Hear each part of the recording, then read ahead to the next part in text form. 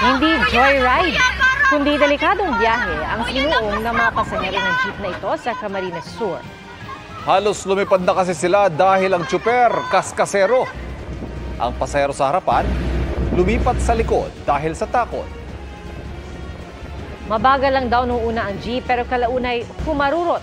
Galing Calabanga ang jeep pero bago pa makarating sa Naga City, huminto ito sa bayan ng Bombon at doon agad nagbabaan ng mga sakay. Batay sa investigasyon ng pulisya, lasing ang tsuper at nakatulog sa biyahe. Hindi na naghabla ang mga pasahero pero tinikita ng driver para sa reckless driving. Nakikipag-ugnayan naman na ang mga pulis sa LTO at LTFRB.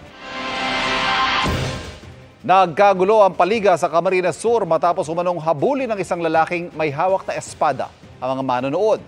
Makikita na nagtakbuhan ng mga tao at may ilang nagsigawan. Bago yan, sinabi ng ilang residente at tanod na may namataan daw silang lalaking may dalang patalim na kumakatok daw sa mga bahay at binantaan pa ang mga residente. Iniimbestigahan na raw ito ng pulisya. Naniniwala si dating Pangulong Rodrigo Duterte na hindi dumaan sa due process ang pagsuspende ng Malacanang kay Davao del Norte Governor Edwin Jubahib. Anya maling tanggalin ng isang opisyal na ang inuklok ng mga tao. Sagot naman ni Pangulong Bongbong Marcos, bago pa man siya maging presidente ay naihain na ang ilang reklamo laban kay Jubahib. Dumaan daw sa tamang proseso ang desisyon sa 60-day preventive suspension ng gobernador. At ganito rin ang sinabi ni Executive Secretary Lucas Bersamin na pumima sa suspension order. Ang pagsuspindi ay bunsod ng reklamong grave abuse of authority and oppression na inihain ni Board Member Orly Amit noong November 2022. Mr. President,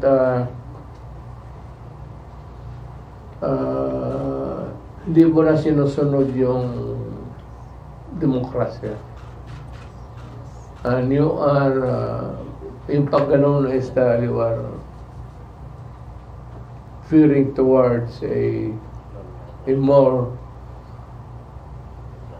authoritarian. Mahirap yan, hindi sanali ang Pilipino. Actually, I only learned about the case about a year ago. I didn't know that such a case existed. We went through all of the procedures, the proper procedures, before we came to the decision. Before the DILG came to the decision of imposing a suspension.